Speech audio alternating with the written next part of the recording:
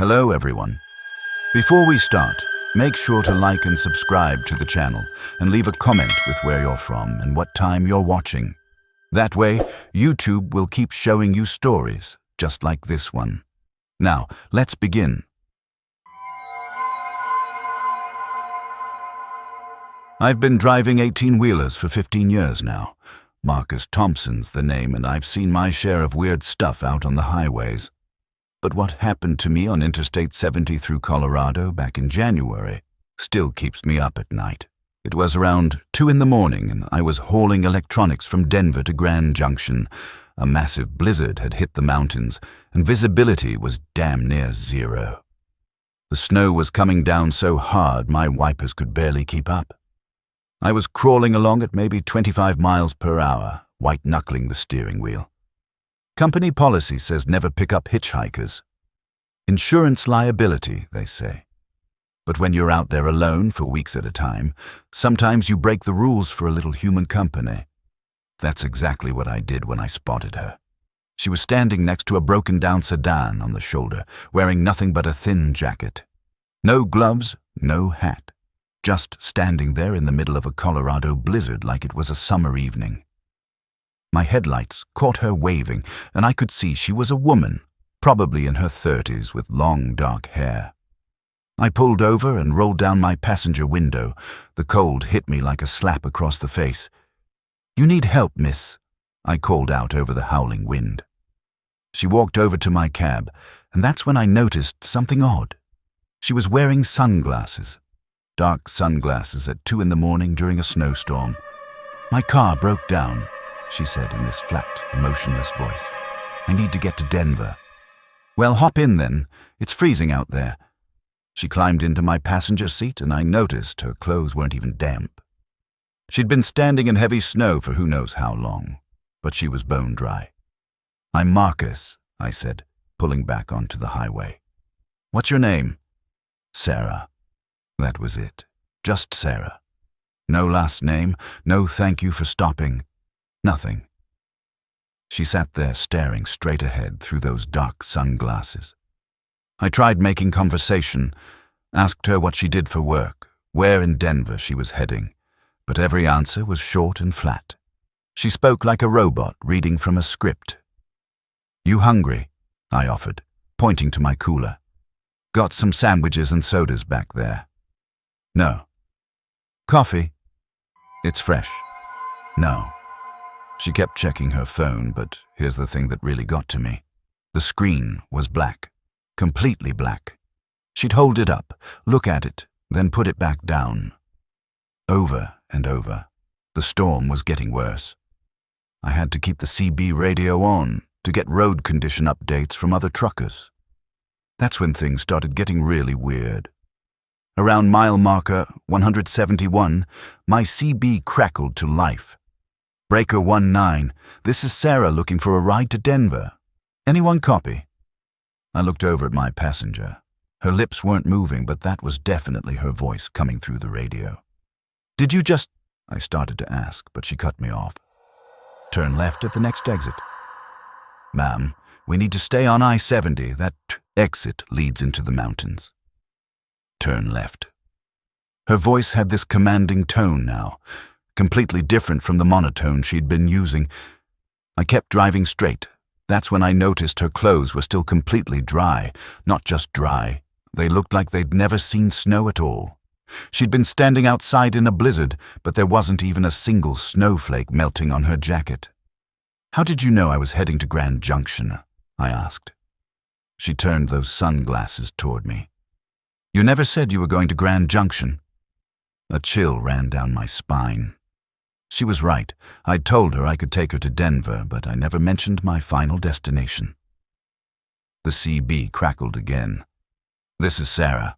I'm in a blue Peterbilt heading west on I-70. Someone please help me." I grabbed the radio. "This is Marcus in the blue Peterbilt." "Who is this?" "Static." I looked at Sarah. She was smiling now, but it wasn't a normal smile. Her lips were stretched too wide, and I couldn't see her eyes behind those glasses. "Pull over at the next truck stop," she said. My hands were shaking on the wheel. Something was very, very wrong. But what was I supposed to do? Throw a woman out into a blizzard? The Flying J truck stop appeared through the snow like a beacon. I pulled in and parked under the bright lights. There were maybe 4 other trucks in the lot, all covered in snow. "I need to use the restroom," Sarah said. "Sure thing." She got out and I watched her walk toward the building. The moment she was out of sight, I locked my doors and started the engine. I was getting out of there. But when I looked in my passenger seat, she was still there. I blinked hard, thinking I was seeing things. The seat was empty, then she was there, then empty again. I rubbed my eyes and looked again. Empty. I sat there for maybe 10 minutes, trying to process what had just happened. Then I decided to go into the truck stop and ask if anyone had seen her. The night clerk was a young guy, probably college-aged. "Excuse me," I said. "Did you see a woman come in here?" Dark hair, sunglasses. He looked at me strangely. "Sir, you've been parked out there for 20 minutes. Nobody's come in or out except you." I asked him to check the security footage. He was reluctant at first, but I must have looked pretty shaken up because he finally agreed. We watched the footage from when I pulled in. There I was, parking my truck, getting out, walking to the building, but in the cab. I was talking to an empty seat, gesturing to nobody. For 20 minutes, the camera showed me having a full conversation with thin air. If you're still listening, you probably enjoy stories like this. A like or a comment helps keep them alive. I left that truck stop and drove straight through to Grand Junction. Didn't stop, didn't sleep, just kept the radio on and the lights bright.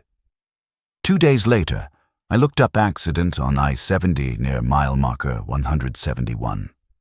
Found a news article from 3 years ago. Sarah Michelle Watson, 34, killed in a single car accident during a blizzard. Her car had skidded off the road and hit a tree. She was found wearing a thin jacket and dark sunglasses. She'd been trying to get to Denver to see her sister. I still drive I-70, but I never stop for hitchhikers anymore. And on snowy nights, when the CB crackles with static, sometimes I hear her voice. "This is Sarah, looking for a ride to Denver." I just turn the radio off and keep driving. My name's Elena Rodriguez, and I've been an independent owner-operator for 8 years. I haul electronics mostly, running routes between Vegas and Reno. It's good money, but it's lonely work. That loneliness almost cost me my life last summer. It was July, hotter than hell in the Nevada desert. I was pulling a full load of televisions and computers from Las Vegas up to Reno, taking Highway 95 north through some of the most desolate country you can imagine. The air conditioning in my cab was working overtime, but the engine was running hot, so I had to keep my speed down. Just outside Beatty, maybe 20 miles from the California border, I saw him, a man in his 50s, well-dressed in khakis and a polo shirt, standing next to what looked like an expensive RV. He was waving frantically, holding what appeared to be a briefcase. I pulled over. He jogged up to my passenger door with a big smile. "Thank goodness someone stopped," he said, breathing heavy. "I'm Robert. Robert Hayes. My RV broke down about an hour ago, and my cell phone's getting no signal out here." He seemed harmless enough. Clean-cut, polite, spoke with a slight southern accent. The kind of guy you'd expect to see at a church barbecue. "Where are you headed?" I asked. "Reno, same as you, I'm guessing. I'm a traveling salesman. Electronics, actually." He gestured toward my trailer. "Looks like we're in the same business." I told him to hop in. Company was company, and the drive to Reno would go faster with someone to talk to. Robert climbed into my passenger seat, setting his briefcase carefully on the floor. "I can't thank you enough," he said. "Name's Robert Hayes, like I said. What's yours?" Elena Rodriguez. Beautiful name." "You married Elena?" The question caught me off guard. "Why do you ask?" Just making conversation. You seem like a nice lady. Bet you got family worried about you out here all alone.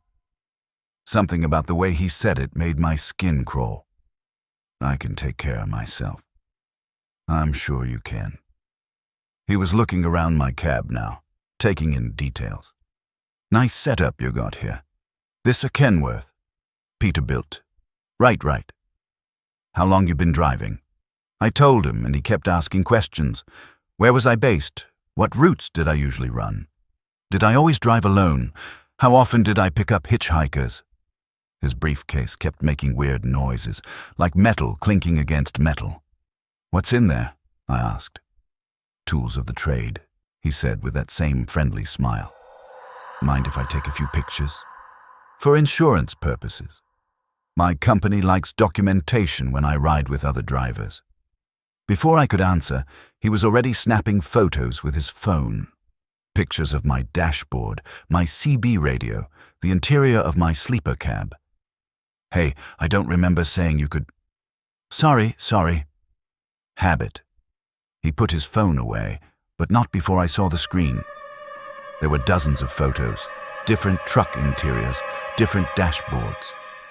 How many drivers had he ridden with? We'd been driving for about an hour when I saw something that made my blood run cold. There, at a rest stop we were passing, was the same RV Robert claimed had broken down. It was parked perfectly, no signs of mechanical trouble. Robert, I said slowly, isn't that your RV back there? He turned to look, and for just a second his friendly mask slipped. His eyes went hard and calculating. Must be one that looks similar, he said. Mine still broke down back there. My hands tightened on the steering wheel. I started paying closer attention to Robert's behavior. He kept getting text messages, and I caught glimpses of the photos being sent to him. More truck interiors, more dashboards. Then I noticed he was sketching something in a small notebook. He was drawing a layout of my sleeper cab, noting where I kept my keys, where the CB radio was mounted, even where I stored my cash. That's when it hit me. Robert wasn't a stranded motorist. He was hunting. I needed to get him out of my truck, but we were in the middle of nowhere. The next town was 40 miles away. I had to play it cool. You know what? I said. I need to make a quick stop. Got to check my tire pressure. There was a small rest area coming up, just a couple of picnic tables and a bathroom. I pulled in and parked. Be right back, I said, grabbing my phone. I went into the bathroom and immediately called 911. Told them I had a suspicious passenger who I believed was planning to rob me. The dispatcher said state police were en route. When I came back out, Robert was standing by my truck, talking on his phone. He was speaking too quietly for me to hear, but his body language was all wrong. Tense, predatory. Everything okay? I asked. Fine. Just checking in with my wife. 20 minutes later, 2 Nevada State Police cruisers pulled into the rest area. The officers approached Robert first. Sir, we need to see some identification. What's this about? Robert's friendly demeanor was back, but there was panic in his eyes. Just routine. Can we take a look in that briefcase? That's when Robert tried to run. He made it maybe 30 feet before they tackled him. The briefcase was full of lock-picking tools, master keys for different truck models, and a collection of driver's licenses. Men and women, all truckers, all reported missing over the past 2 years. One of the officers pulled me aside. Ma'am, you probably saved your own life today. We've been tracking this guy across 3 states.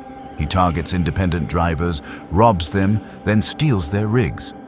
The drivers, well, we're still looking for them. They never found the missing drivers.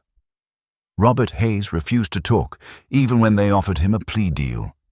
He's serving life in Nevada State Prison now. I still drive the same routes, but I don't pick up hitchhikers anymore.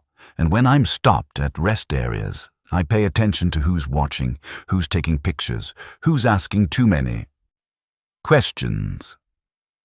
Sometimes I wonder how many other drivers are out there who weren't as lucky as I was. How many Robert Hayes types are standing beside broken-down vehicles, waiting for someone kind enough to stop?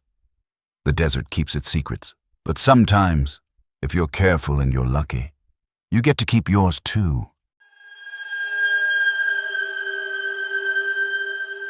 I'm David Kim, and I've only been driving truck for about 3 months now. Still pretty green, which is probably why what happened to me in West Virginia scared me so bad. An experienced driver would have known better.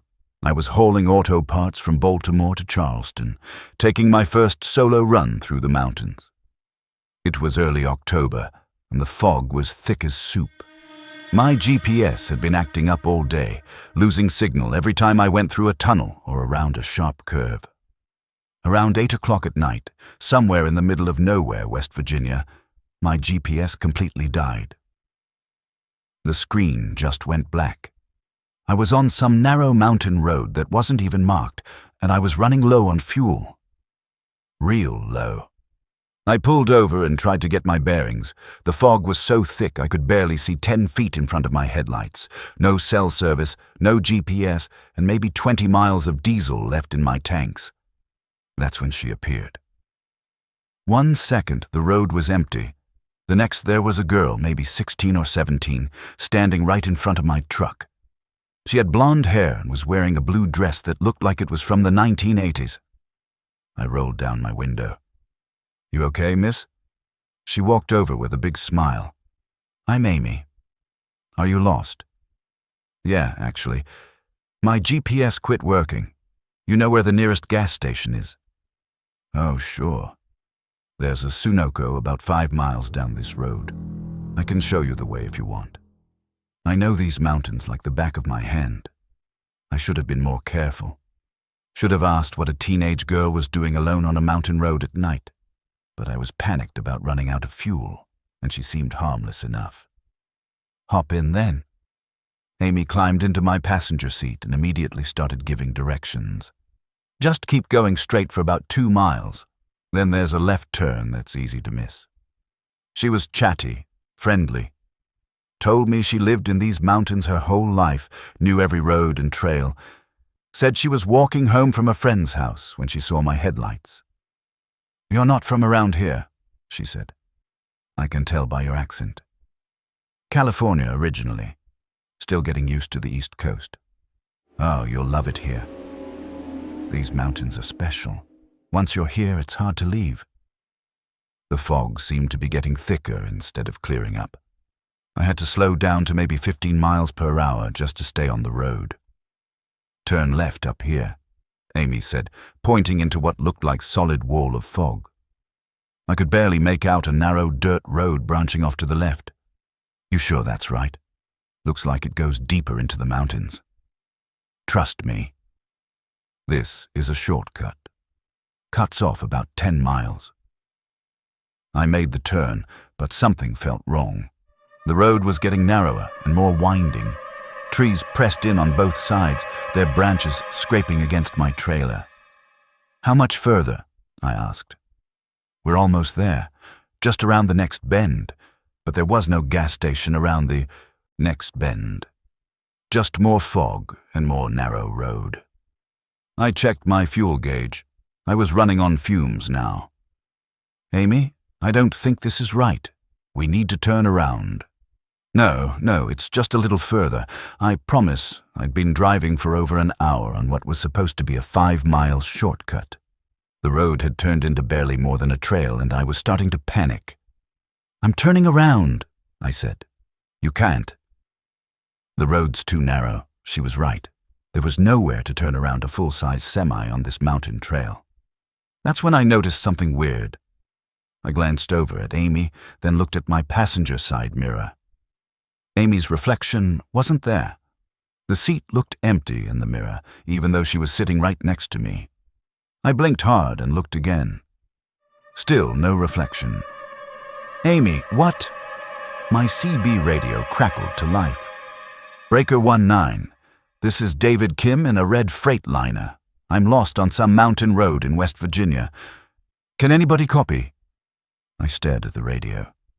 I hadn't touched it. but that was definitely my voice coming through the speaker.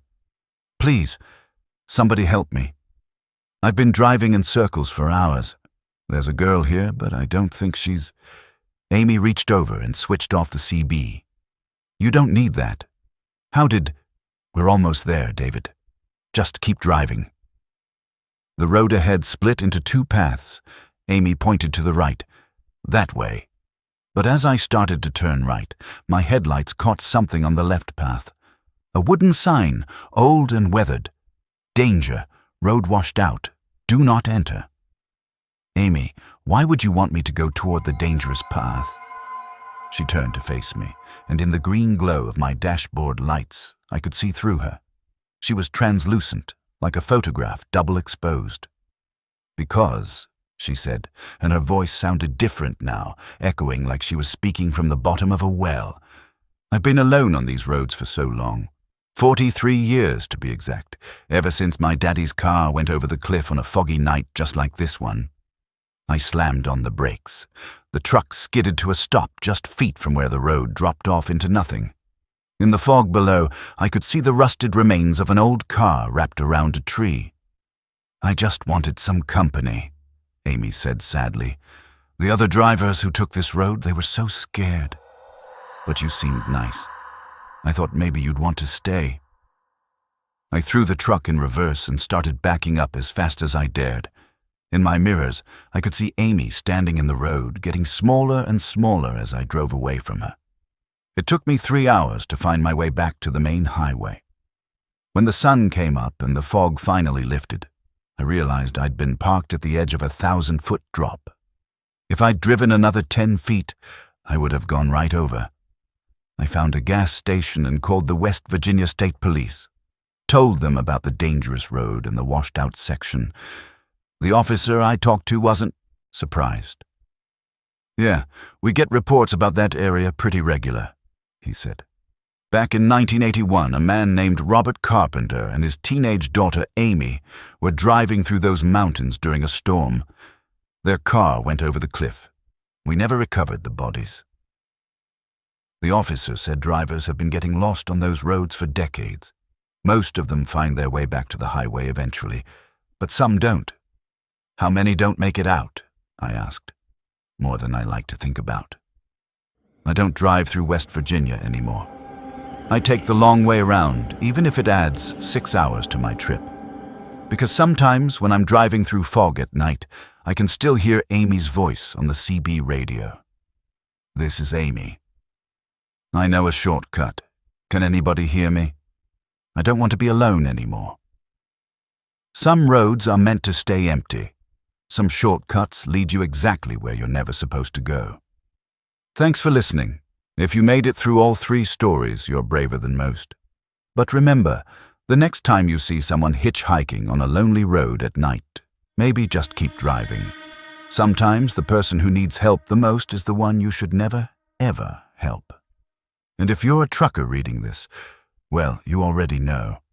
The highway keeps its own rules, and sometimes those rules don't make sense until it's too late.